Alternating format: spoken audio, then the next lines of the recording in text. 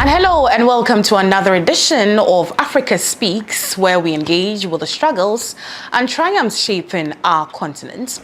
My name is Makiza Latifa. Today, we turn our attention to the heart of Africa, the Democratic Republic of Congo, as the nation marks its Independence Day. On June 30th, 1960, the Congolese people broke free from the chains of colonial rule, a moment forever etched in history by the defiant, impassioned speech of Patrice Lumumba, the country's first prime minister. His words, a stirring call for dignity, unity, and sovereignty, continue to resonate across a continent still confronting the legacies of colonialism and exploitation. But more than 6 decades later, the DRC remains gripped by complex challenges, from armed conflicts in the eastern regions to humanitarian crises displacing millions, and a fierce contest over the nation's rich mineral wealth that fuels both local unrest and global intrigue. So in this special edition, we revisit the legacy of Lumumba and interrogate what his vision means for Africa today. And to set the stage, we begin with our Spotlight segment, where my colleague Stanley Kwabla Aku has a detailed explainer on the current crisis in the Congo, the actors, the stakes, and what's at risk for the Congolese people and the continent at large. Stay with us.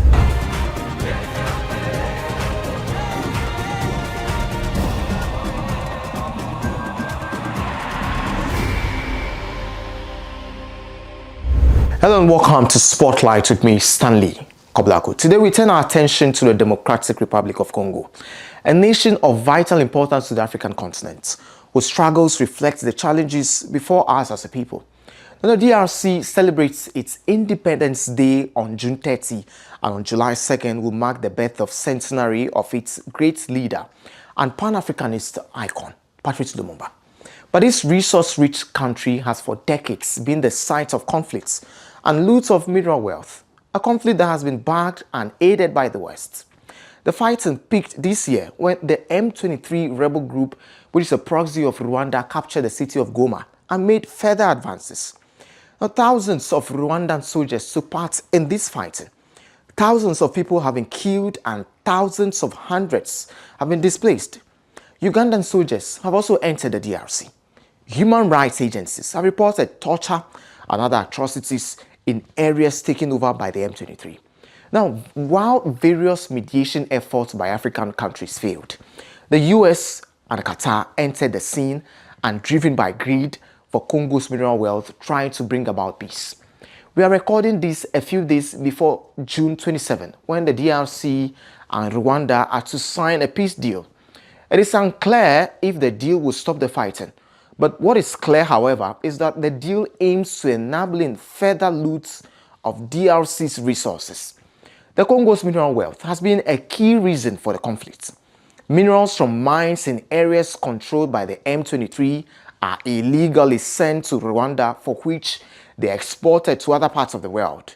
These include coltan, which is essential for the manufacture of electronic goods. The US has made it clear that one of the aim of the peace treaty is to help it get access to the DRC's minerals. It is clear that the deal is not to bring about justice to the people of Congo, against whom crimes have been committed for decades, starting from the horrors of the Belgian colonialization and the brutal murder of Lumumba to the millions killed in the wars from the late 90s. The Western countries aided those responsible for this violence, including the Rwandan president, Paul Kagame. Now, in order to understand the significance of all of this, we need to go deeper than the headlines into our history and the economy of today's world. To understand who benefits from this fighting, we need to ask the right questions. What is the politics behind this peace deal? Who stands to benefit from it, and why is the US so involved in it? What does true justice mean for Congolese people? Why have African leaders failed to confront those responsible for this violence? Why is it essential for Africans to stand in solidarity with the people of Congo?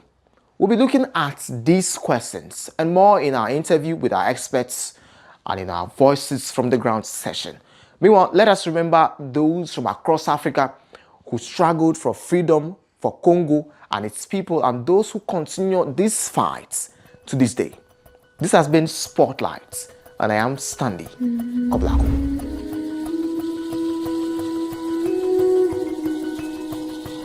Right, let's now move on to our next segment, Experts Speak, where we are honored to be joined by Kambale Musavuli, an analyst with the Center for Research on Congo-Kinshasa, a leading voice on Congolese affairs and Pan-African advocacy.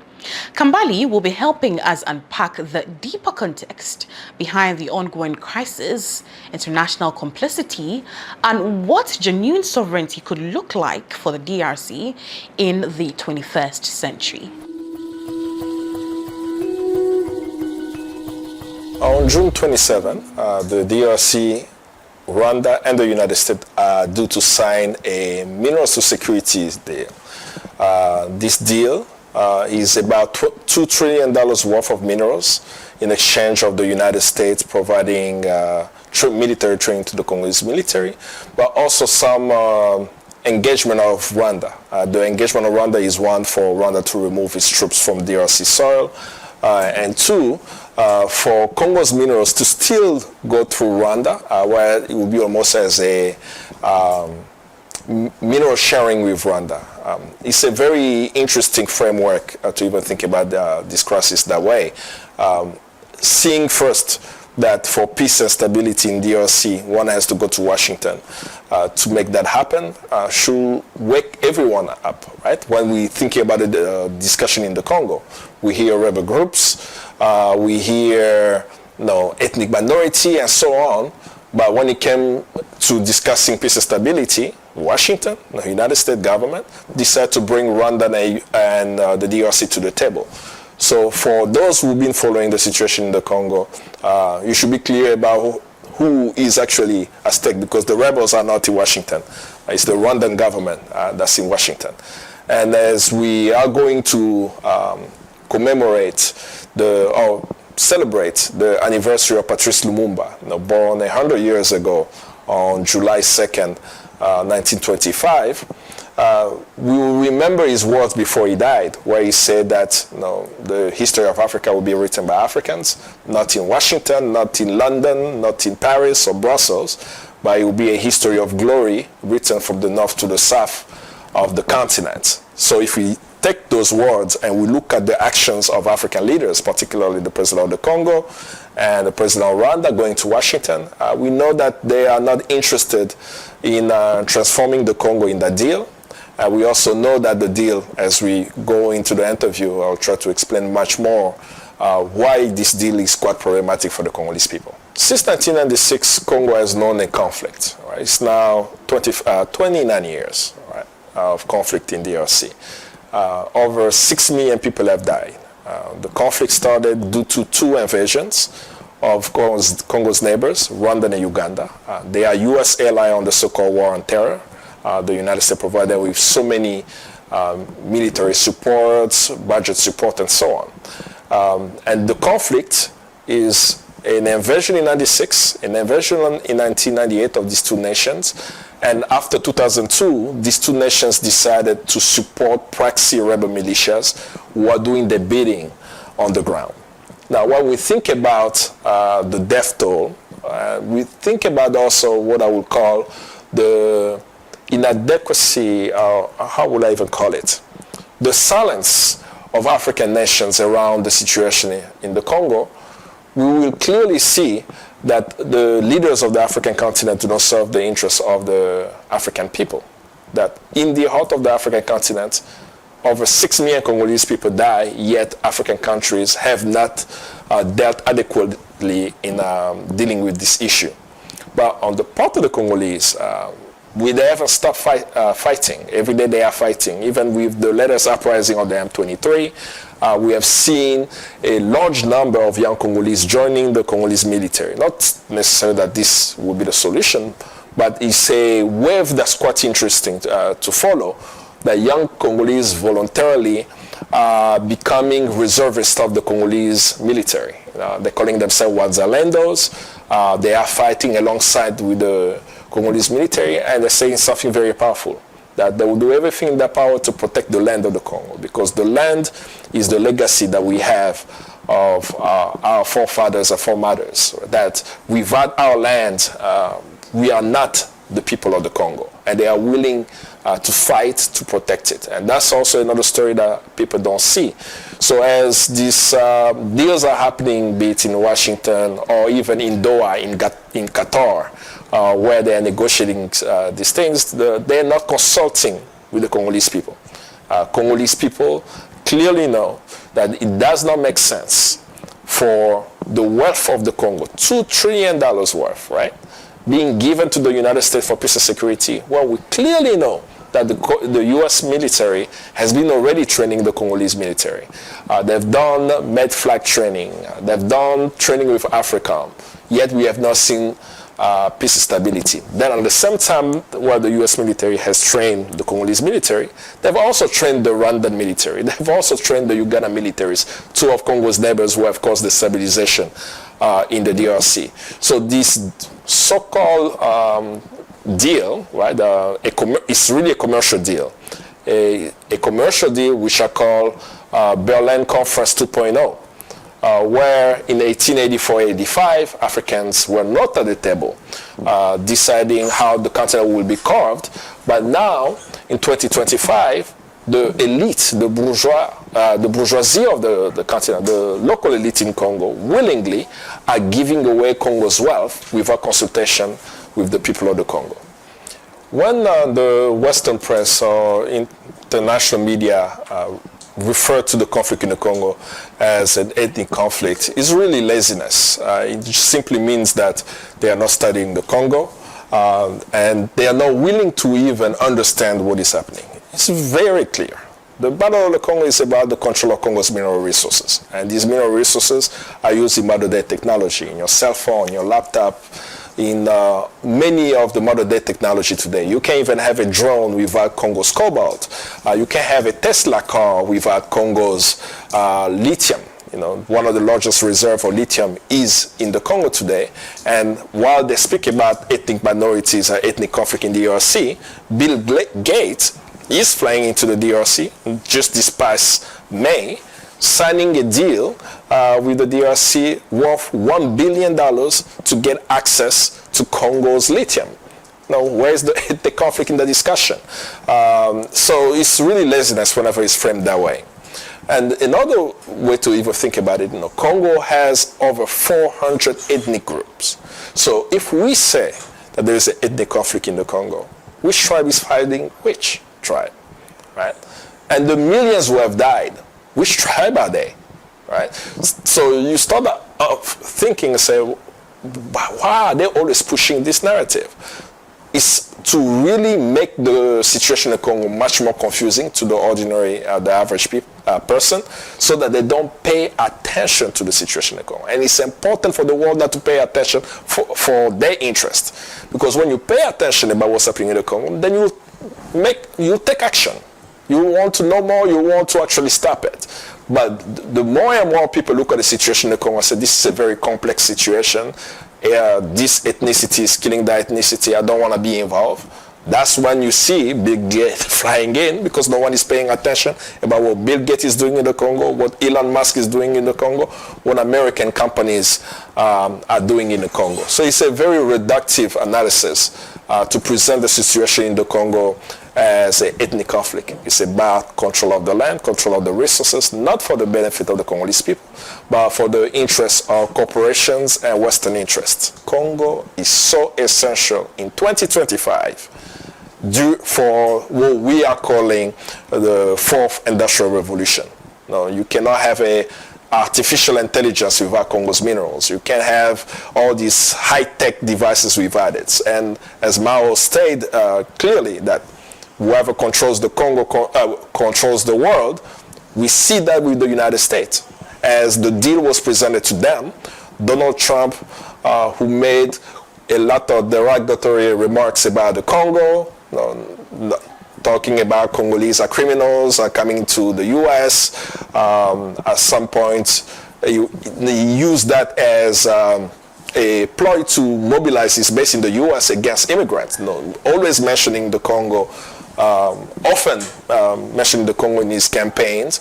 But we see now that he's the one quickly speaking positively about the Congo when it comes to the minerals deal, right? That way he's saying that he should get the Nobel Peace Prize for bringing Rwanda and Congo to sign a deal. So we see the interest of the oligarchy or the ruling elite on the outside of the continent. They are colliding with the ruling elite of the continent, just as they did with slavery. But the people, as I've continued to say, they are still fighting. We are commemorating the 65th Independence Day of the DRC, and we are continuing to push the ideals of Patrice Lumumba until the Congo returns in the hands of Africans, serving the interests of African people rather than of a selected few elites on the continent. There cannot be peace in the Congo without justice. It sounds very cliche, but as a Congolese, I clearly understand that. When we are talking about the latest uprising of the rebel group M23 in DRC, it's because justice hasn't been served, right? Because when you look at the M23, the commanders of the M23 are former rebels yesterday who were raping and killing, be it in Bukavu, be it in Kiwanja, and in many towns. Even lately, the town of Kishishe had mass graves there, right? So what we've seen in the history of Congo for 29 years is that rebel groups are created, they go into communities, they commit atrocious crimes, then they're rewarded by inviting them to these fancy hotels to sign peace agreements. After they sign peace agreement, they integrate these criminals into the Congolese military. Few years later, they leave the Congolese military and start another mutiny and another conflict, right? And it's become a cycle, right?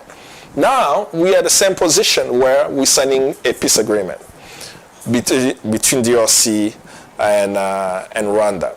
And when we think about the framework of the discussion now, one will ask, if previous framework had mineral sharing agreement, had requests for Rwandan troops to leave the DRC and so on, how will that be different, right? Why can't, in 2 years, Rwanda support another rebel group? Because there is no deterrent, right? The only deterrent for war is accountability and justice. And that framework has already been put in the UN mapping exercise report, a report published in 2010, October 1st, 2010, that's when it was released. This report clearly states that what's happening in the Congo are war crimes, crimes against humanity, and possible genocide if proven in a competent court. And in the same report, it calls for the creation of an international tribunal for Congo. So for Congolese, we are clear. We don't need a peace agreement. We need justice. And justice will come with the implementation of a process to hold perpetrators of violence accountable. So any deal that is signed anywhere that is missing the element of justice is doomed to fail. That is really clear for the Congolese people. So that's on one level. On the second level is the fact that we are discussing the deal and we do not even know the content of the deal. Now we're seeing what the media is sharing. Tells us that the Congolese people don't even know what the Congolese government is signing. There was no discussion in the parliament. There was no discussion in the Senate and approval from our elected officials, nor even the approval of the Congolese people themselves. So the president of the Congo and his clique are signing an agreement on behalf of a whole country without any consultation with the people of the Congo. And we have to put that in context. We are talking about $2 trillion. The Chinese had a deal in the Congo that people called a deal of the century. That was a $9 billion deal. The world screamed, China is colonizing Africa. China is colonizing the Congo. Now, we are talking about a $2 trillion deal, which is way bigger than $9 billion. But the discussion that we are having is about, will the deal work? No discussion that the US is colonizing the Congo. Because how can they take 1/10 of Congo's wealth? Now, Congo's wealth is estimated to be $24 trillion. So one country in the world, the United States, will have access to 1/10 of Congo's wealth, and no other country in the world has access to that much. And there is still no call of that the United States is colonizing the DRC. And that goes to what Kwame Nkrumah shared in the book, Neocolonialism, the Last Stage of Imperialism, that we are actually entering into that phase where the United States, with its military might, with its commercial entities, are coming to recolonize the African continent in the name of peace and stability. And we can see through that. This is what the children and grandchildren of Patrice Lumumba in the Congo will never cease fighting until we free our land. And we know that this deal does not serve the interests of the Congolese people. We'll continue to denounce it until the people of the Congo get justice. It has been fascinating that there has been a surge of solidarity for the Congolese people coming mostly because of what is happening in Palestine. You know, as people are supporting the Palestinians, we've seen a lot of people actually coming and saying, how can we help the Congo? How can we also help Sudan?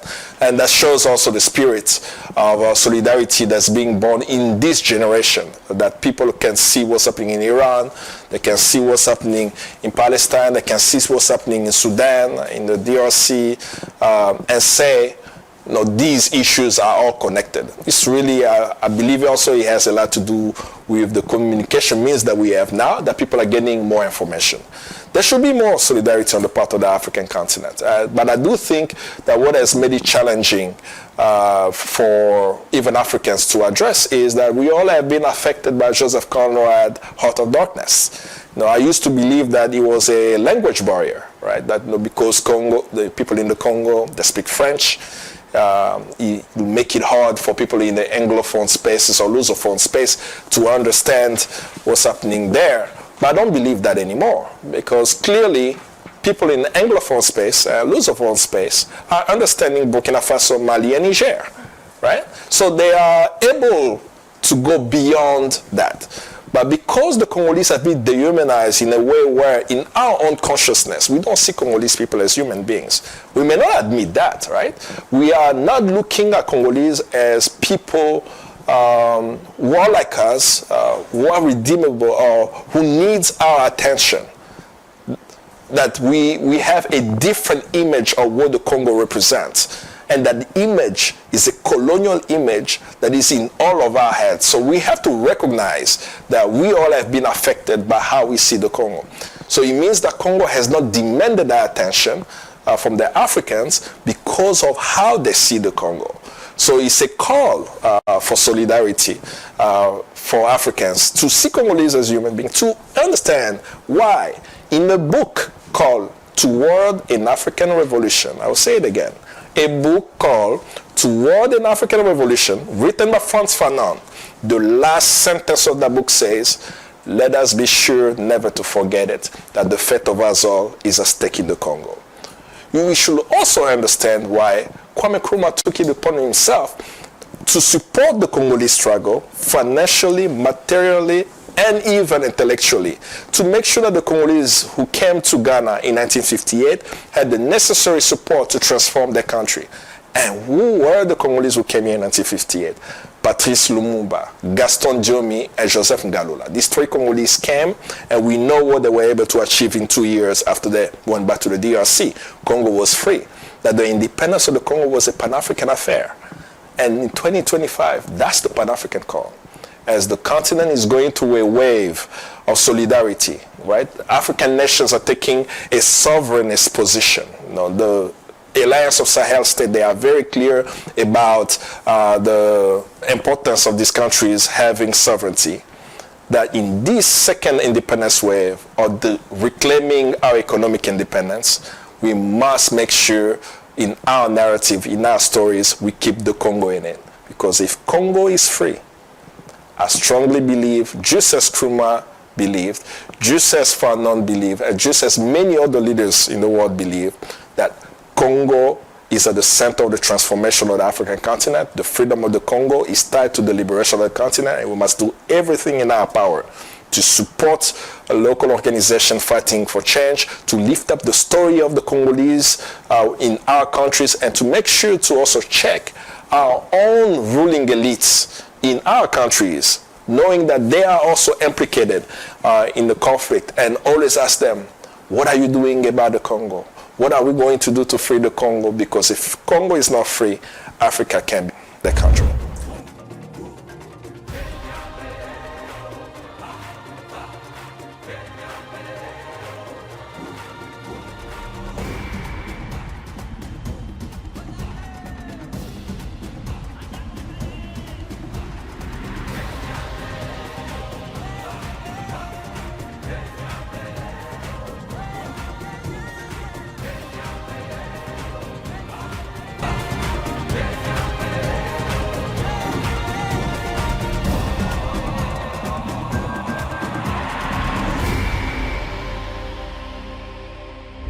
And next on the show is Voices on the Ground, where we hear directly from some Congolese citizens. We have community leaders living through the realities of conflict and resilience, as well as political activists across the continent. They'll share their hopes, frustrations, and the daily struggles of navigating life in a nation caught between vast natural wealth and enduring instability. Their testimonies remind us that behind every statistic and political headline are human stories and voices that matter. Je pense que la question qu'on devrait d'abord se poser, c'est pourquoi ça se passe aux États-Unis. C'est comme si on est nous-mêmes incapables de pouvoir régler nos propres problèmes. C'est du théâtre, c'est de l'incompétence bien définie. C'est noir sur blanc, ils sont incompétents. Ils essaient de trouver des raisons pour vendre le pays autrement, pour que nous, la population, puisse subir l'action. C'est pour leurs propres intérêts. Les États-Unis ne peuvent rien faire sans intérêt par derrière. Ils vendent le pays, ils vendent nos minerais, pour que les Américains soient des médiateurs. On s'en fout qu'ils soient médiateurs. C'est pas en nous vendant que le pays ira mieux. Et quand on parle de la paix, c'est quoi la paix? On a besoin que la guerre revienne plus tard quand il y aura des problèmes par rapport à leurs clauses qu'ils signent. On a 5 ans comme chef de l'État, par exemple. Vous signez et qu'après, vous n'êtes plus là. Vous voulez que les conflits redégénèrent pour qu'on se rebatte à nouveau. On n'a pas besoin de la paix, on a besoin d'une cohabitation pacifique. Que les intérêts soient bien définis par rapport aux uns et les autres. C'est que ce sont des marionnettes, ce sont des malhonnêtes. En fait, moi, ça me sort pas. Donc, voilà. Ils sont incompétents.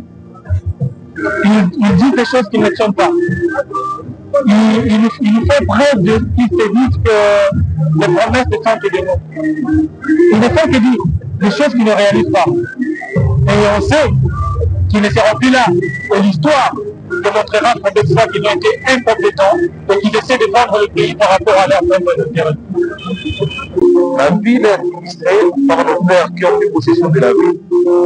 Mais en fait, personnellement, et côté familial, on ne prend pas cette administration. Pourquoi? Parce que l'administration, elle prend déjà des décisions avant de les juger. Donc, par exemple, vous avez un grand dossier, vous allez vers les tribunaux, on prend déjà la décision avant de passer par des avocats. Bien sûr, l'administration est bonne, ils font très bien leurs choses, mais sauf que nous sommes en fait, le sort est déjà scellé avant que l'administration ne prenne des décisions.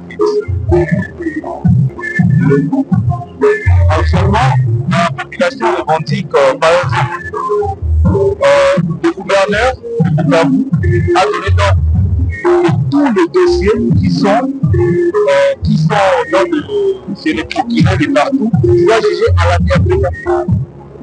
Sinon, ça veut dire que les meilleurs gagnent. Notre connaissance, c'est que les mots à la bienveillance. Alors, cette décision est la première. La deuxième décision, récemment, on a beaucoup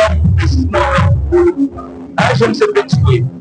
Et avant que les jeunes soient tués, on a très bien cité en Bouchaoui qui veut dire écrase le pays et tomber en terre.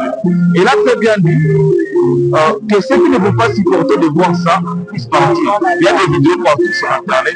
Actuellement, la population demande que cet homme, cet administrateur, ce bourgmestre de Bourg soit arrêté, soit jusque-là, ils sont juste pour lancer des vidéos. Mais on fait une justice qui sera vraiment possible. C'est ce dont la population a besoin. And now to dispatches from Africa, a roundup of people's movements, protests and solidarity actions from across the continent. This week, we bring you updates on the recent wave of protests in Kenya, where thousands have taken to the streets in opposition to proposed tax hikes, calling for economic justice and an end to government excesses. We'll also head to Gaza, where a global solidarity march drew crowds across Africa and the diaspora, rallying against the ongoing humanitarian crisis and in support of the Palestinian people's right to dignity and self-determination. And back here in Ghana, growing voices from civil society and activist groups are intensifying calls for the expulsion of the Israeli ambassador. You'd find out why shortly. These dispatches capture the pulse of resistance, solidarity, and citizen action, defining Africa's political moment. Stay tuned, details coming up shortly.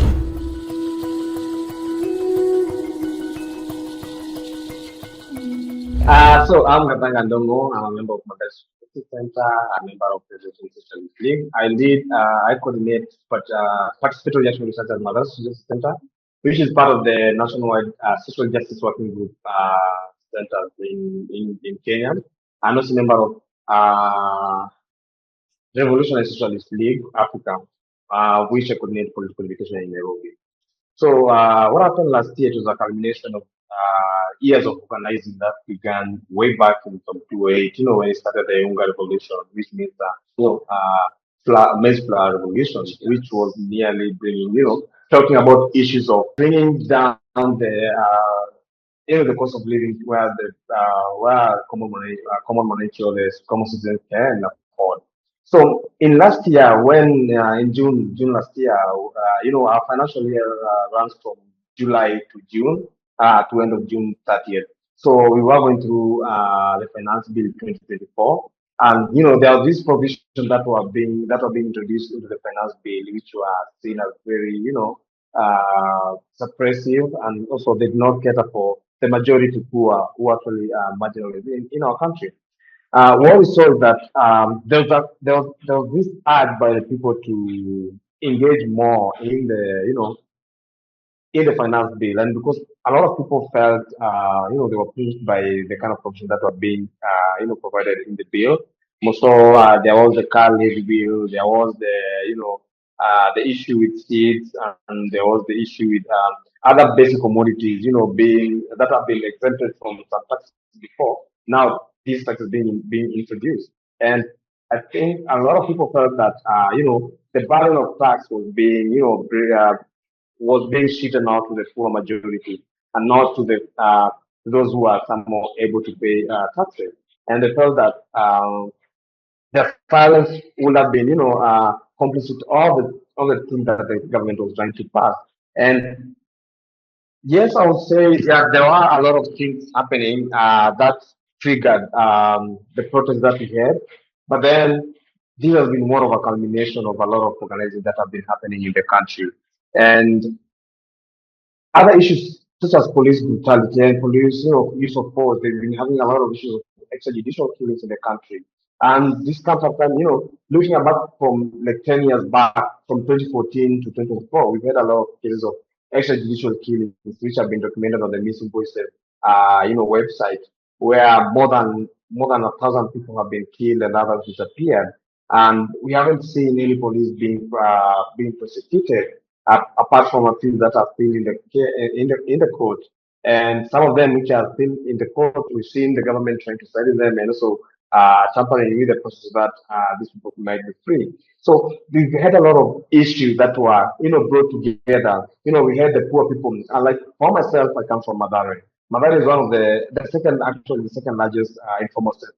Okay, let me call us slum because of the problem that comes with calling it an informal settlement. But then Mabare is more of a slum, and the issue of water, the issue of racism, the issue of killing, the issue of environment, the issue of accessibility for how people access healthcare, and the issue of education. These problems have remained with us for the past 100 years, and Madare has been in this area where there's been some form of resistance for nearly 100 years, and that's spanned all the way to colonial times when we had the colonial government in Kenya, all the way from 1920s.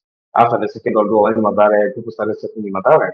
So after this, we've seen this kind of resistance continue to grow and continue. People use Madara as more of the center through which they organize their resistance in the country, with all the regimes that we had in the country. And so one of the things that really sparked the protest, yes, you had the finance bill, anti-finance bill, and anti-ruto protesters here. But then we have to go back to the beginning of the year, that is January 2024. And we found that in January 2024, we had people marching into the streets against the rising cases of femicide. Because we had there is 3 months where we had just around 97 women being killed within 3 months. And that's when the people decided that they would go into the street and march against issues of femicide. That was the first march that was done, and it was majorly done by women. And also, yes, it was joined by men, but it was women led and also youth led. And then we had, after that, we had a lot of rains in April and May in the country. And we experienced one of the worst floods that we've ever had in Madare. And after that, we expected that the government will come and maybe help its people, during their time. But then, through a rude shot that the government came and started,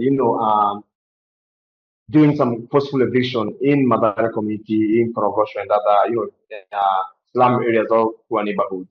And this left a lot of people, living in shacks and living in very deplorable conditions. And they actually just exacerbated the condition that was there. The worsened what was there because, yes, water was a problem, but now the issue of access to water became more of a big problem, more than it was before. And after this, I think this kind of pain and anger and frustration and the continued, we saw a lot of MPs, we saw a lot of leaders, living in opulence and even just exposing just showing their opulence openly to the public. Yes, the government was saying we need to have some kind of austerity measures in the country because we could not afford a lot of things. We've had a lot of issues such as debt, odious debt. We do not know the amount of debt that the government has been taking and how they've been utilized. There's a lot of reports that were in the public domain from the Auditor General, from the control of budget. There's a lot of misuse of public resources and and really the government having very long priority.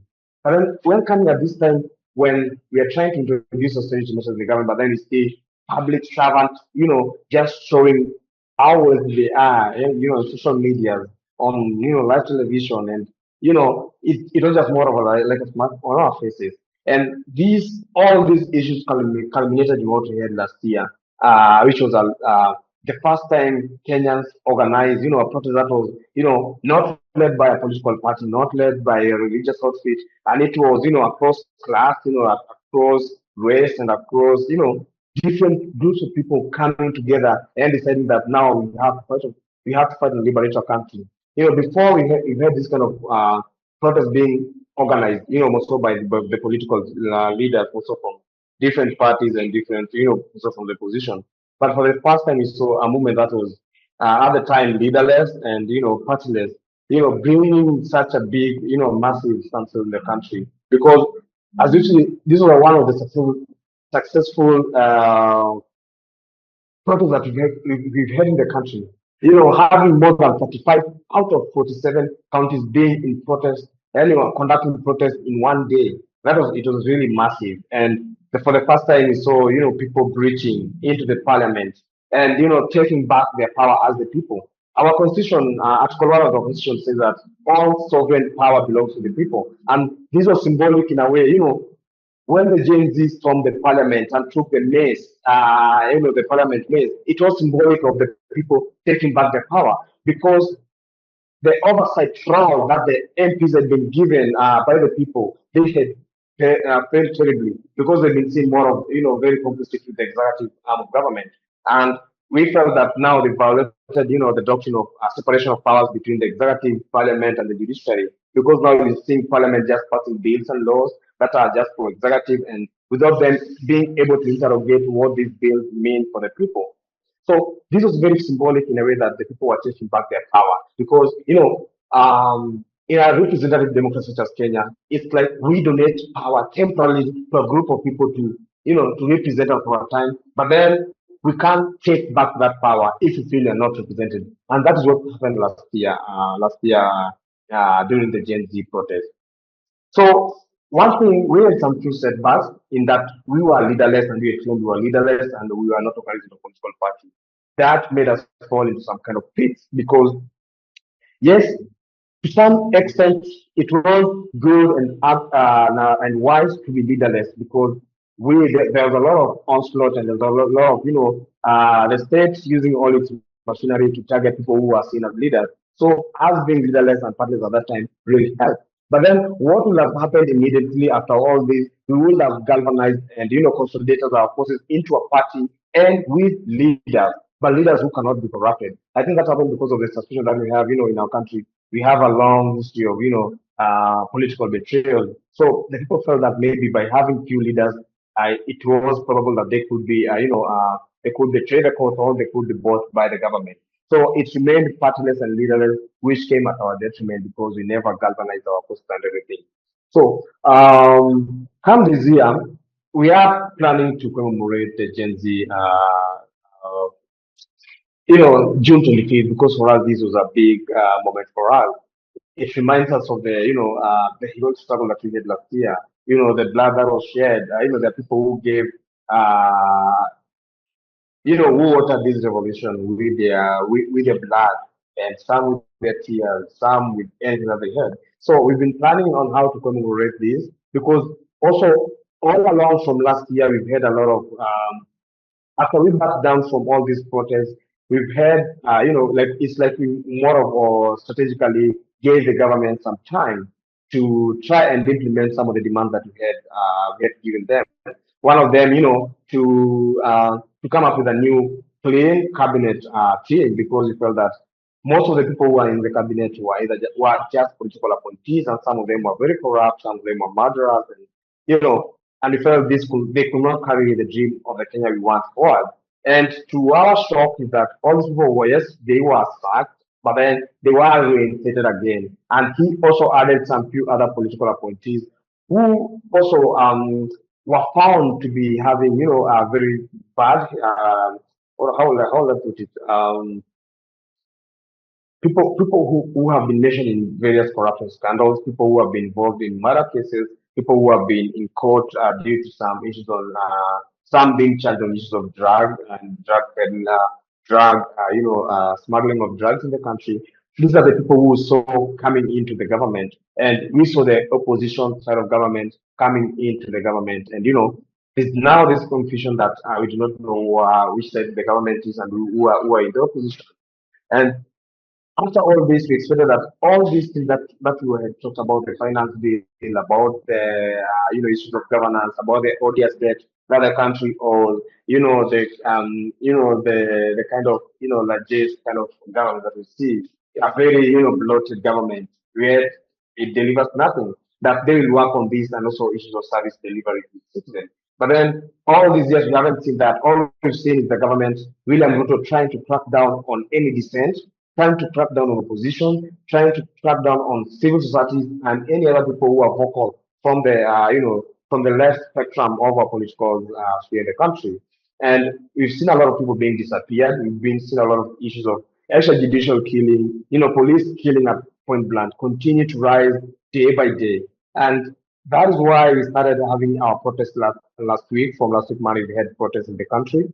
And it is, to try, and address this issue once and for all. And it is not that we're just going to commemorate about those who have been killed, but then we are trying, to raise the voices on those who were killed and also raise issues such as the finance bill, because even the 2025 finance bill has issues that we felt were never addressed. And yeah, that's what we are organizing at the moment.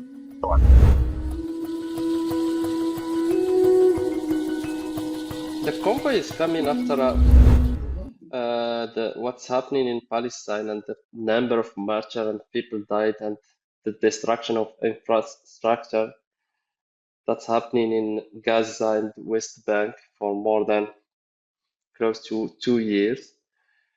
And that was kind of action that people want to show their solidarity with the Palestinian case and with what is happening there. So it's come after a long discussion and after a long period and many initiatives that was held in many countries. So, and it's an international convoy and it's an international initiative. So the discussion was to have a region that they will go to Palestine for this, to Rafah for this kind of initiative. And the region was for Latin America, that was a region for Latin America with many people that they will go to Cairo and after that to Rafah. And there was the same case with Europe and the same thing with North Africa or Arab Maghreb region. And this was some country that was in Africa but was with those regions. So there is some people that they are from Senegal, Congo, but they include them with other region like Europe, Asia, or something like that. And one of those big group was the North African, because the difference between North Africa and the other region, North Africa is close to Cairo. So the people decide that we need to go to cross the border to start from Tunisia and cross the Libyan border, Egyptian border, and arrive to Rafah. So the start point was Tunis and the capital. The Tunis initiative is part of the international initiative, international convoy. So the people start to gather for this initiative for more than 2-3 months. And the authority in Tunisia, they didn't do anything, but they didn't facilitate. In the same time, they didn't put any kind of obstacle to arrest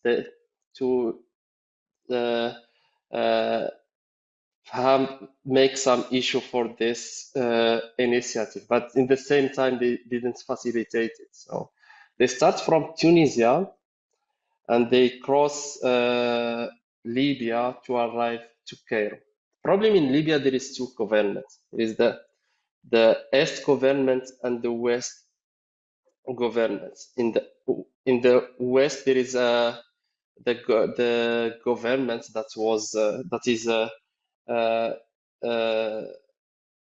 ally of the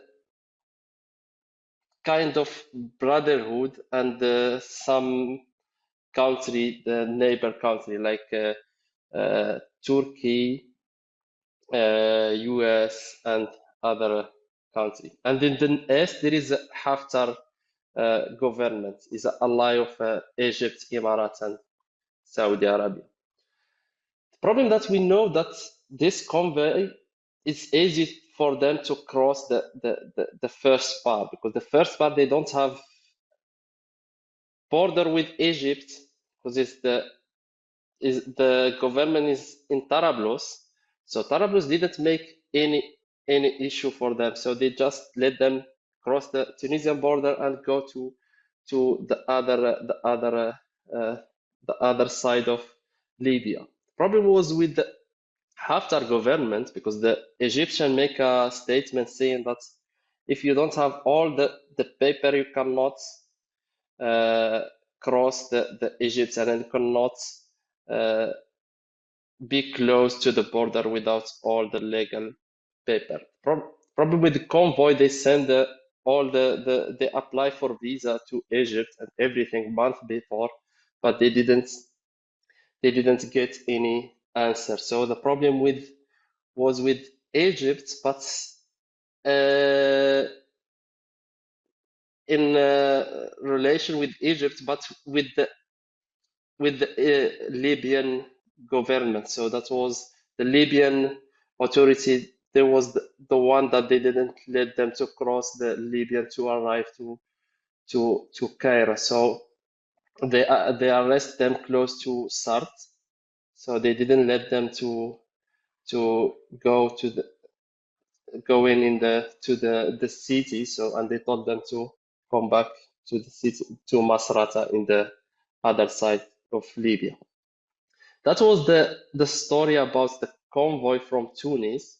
And there is some people that they was arrested by the Haftar government, but they released them after that. So yeah, they came back to Tunisia. And 2 days ago, that was a kind of a press statement from the international convoy. They was in Tunisia. So the first point that they was highlighting that the convoy was not something to press the government in Egypt or any kind of those stuffs, because the people was saying that this convoy is not against Israel, but is against the Egypt system, and that was not the case.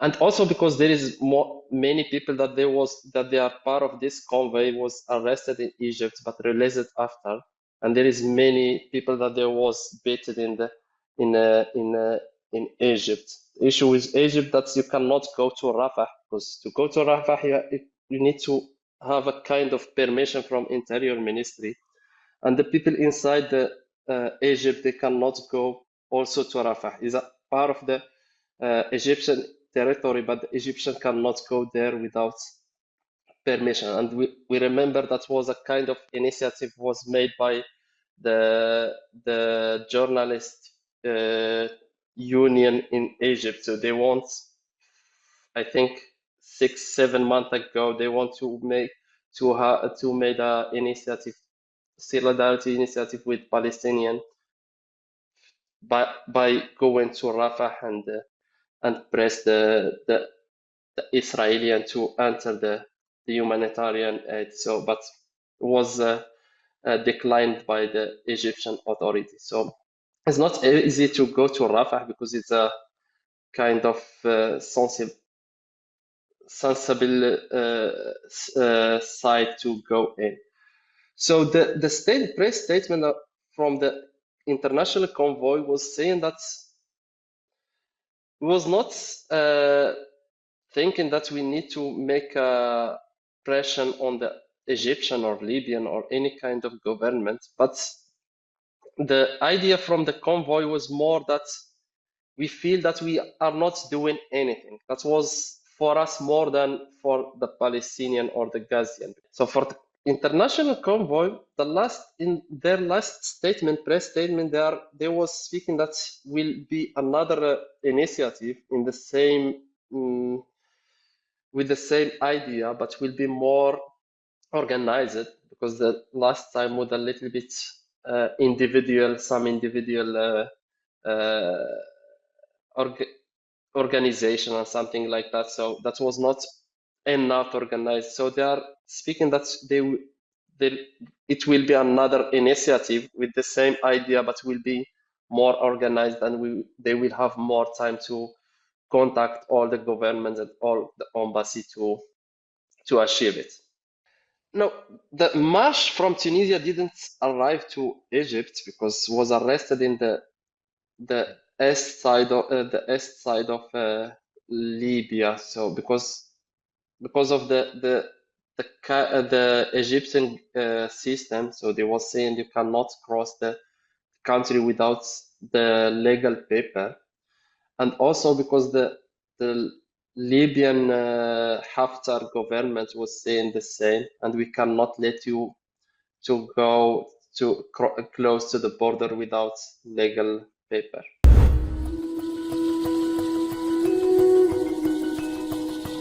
Well, the Israeli ambassador to Ghana, Roy Gilad, has come under heavy fire from civil society organizations, from members of parliament, from a broad section of the Ghanaian community for his arrogance. Indeed, he has been talking down to the government of Ghana here, that he's disappointed in the government of Ghana. And his disappointment, according to him, comes from the fact that Ghana decided to abstain in a vote at the International Atomic Energy Agency. He claims that Ghana should have voted with Israel, and that the fact that Ghana did not vote with Israel is something that he's not happy about. He has said very clearly that the government of Ghana should not abide by decisions of the African Union, and that the Ghana government should abandon its policy of non-alignment in international relations. He has also gone forward to call on the Ghana government not to take the Arab League seriously, to distance itself from the Arab League. Many people in the Ghanaian society, including the former member of parliament ABA Fuseni, including the socialist movement of Ghana, have said that this is arrogant. Now, as a consequence of this, the Minister for Foreign Affairs has summoned the Israeli ambassador and warned him. Summoned the Israeli ambassador and told him that his arrogance would no longer be tolerated. He's been told that he has to respect his host country. It is believed that other diplomats, other high commissioners, other ambassadors serving in Ghana will take a lesson from the misconduct of the Israeli ambassador and the consequences he has suffered in the Ghanaian media, on social media, and in the general public.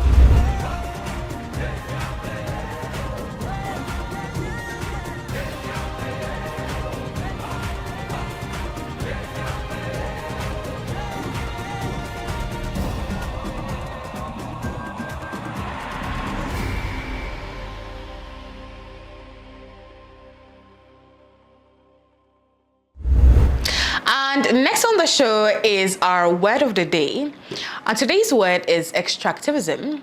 It describes an economic system built on the large-scale extraction of natural resources like minerals, like oil and timber, often for exports with little benefit to local communities. It's a key concept for understanding conflicts in places like the DRC, where global demand for resources fuels instability and inequality.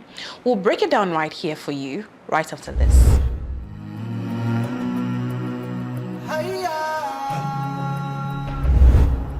And on today's episode of Afrika Speaks, this is Word of the Day segment with me, Vicky Wilson. Today, on this segment, we are looking at the word extractivism.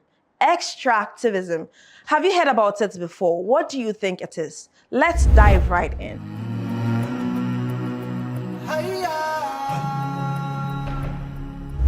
Extractivism is a violent logic of resource plunder where land, minerals, oil, and forests are stripped not to nourish communities but to feed foreign markets. It is not just mining or drilling. It is a system that treats African soil as commodity and African people as disposable. Historically, extractivism was central to colonial conquest, from the rubber terror in the Congo under Belgian rule, where millions were killed, to the gold and diamond mines of Southern Africa and the apartheid. African lives and lands were exploited to build distant empires. Railways, ports, and borders weren't developed for African prosperity. They were infrastructures of extraction. This model did not end with independence. It evolved. Many African states inherited economies built for export. From uranium in Niger to oil in Nigeria, bauxite in Guinea to coltan in the DRC, foreign corporations enabled by political elites continue to loot the continent's wealth. What remains is toxic water, dead soil, displacement, and dependency. In Ghana, British colonialism thrived on gold extraction. The name Gold Coast reflects how deeply extractivism was embedded in colonial rule. Mining towns like Obuasi and Tokwa were one symbol of wealth. Now, they struggle with joblessness, polluted river, and crumbling infrastructure, while multinational corporations extract profits. In Nigeria's Niger Delta, Oil has brought misery and not development. For decades, companies like Shell and Chevron have made billions while contaminating the land, displacing people and militarizing the region. Fishermen cannot fish, farmers cannot farm, and activists like Ken Saro-Wiwa have paid the ultimate price for defending their lands. Extractivism is a global system with local consequences. It displaces communities, destroys ecosystems, and reinforces neo-colonial dependency. It is economic violence in slow motion. As Pan-Africanists, we understand that the struggle against extractivism is a struggle for liberation. The same global forces that divided Africa at the Berlin Conference continue to dictate its development path through unequal trade, debt traps, and militarized zones of extraction. But across the continent, resistance is growing. In Ghana, communities are confronting illegal mining that poisons our rivers. In South Africa, activists resist extraction on sacred land. In Kenya, the Sengwa defend ancestral forests from eviction. These struggles are connected. They form a continental movement for sovereignty. Kwame Nkrumah warned of dangers of neocolonialism. Thomas Sankara called for self-sufficiency and control of African resources. Their words remain urgent. Extractivism is not our destiny. It is a system, and systems can be dismantled. So therefore, let us rise with the land, for the land, and with each other. Extractivism is the chain, but Pan-Africanism is the key.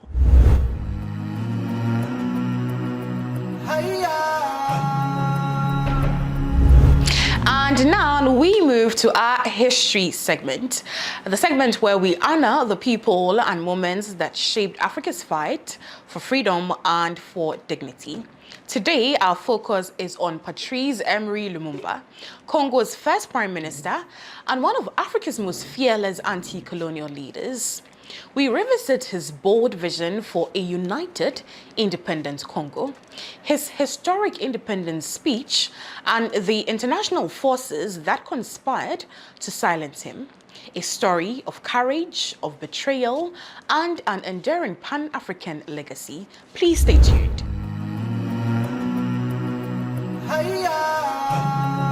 July 2nd marks the 100th birth anniversary of a Pan-African revolutionary and the architect of Congo's independence, Patrice Lumumba.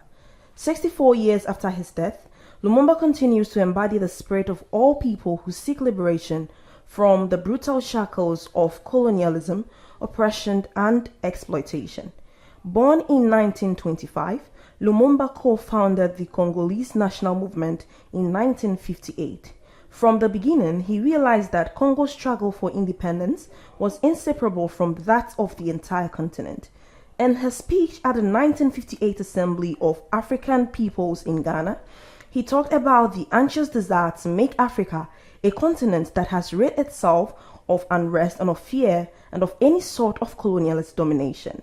Lumumba was in the forefront of Congo's struggle for freedom from brutal Belgian colonialism, which killed off millions of the people, stealing rubber and leaving behind nothing for the people. The struggles of the Congolese people forced Belgium to engage in negotiations, and Congo became independent on June 30th, 1960, with Lumumba as the first prime minister. In his very first speech, he recalled that the struggle for independence was waged with tears, fire, and blood, and said Congo's independence was a decisive step towards the liberation of the whole African continent.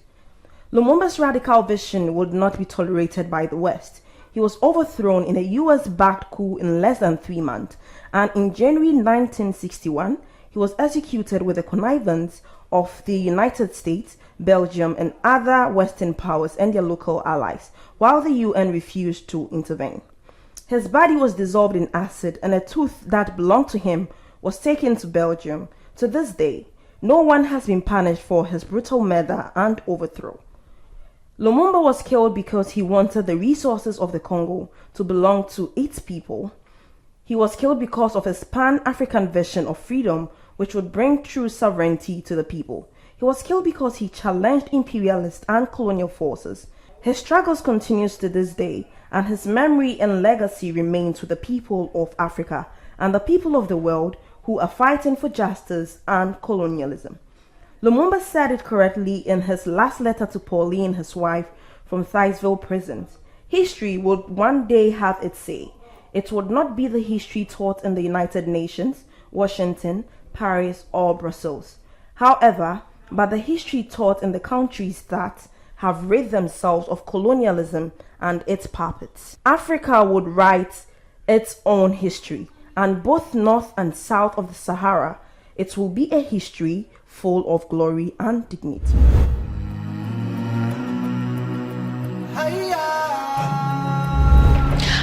And that's where we end today's edition of Africa Speaks here on Pan-African Television. From Congo's independence struggle and the enduring legacy of Patrice Lumumba to the current crisis facing the DRC, citizen uprisings in Kenya, solidarity with Gaza, and the deeper meaning of extractivism, today's conversations remind us that Africa's story is still being written by those who dare to speak, to resist, and to dream. As always, thank you for making us part of your day. Let's keep the dialogue going. You can share your thoughts, your stories, and your acts of solidarity. Until next time, my name is Makiza Latifa, and this has been Africa Speaks. Stay safe, stay engaged, and never stop asking who profits, who suffers, and what freedom truly means.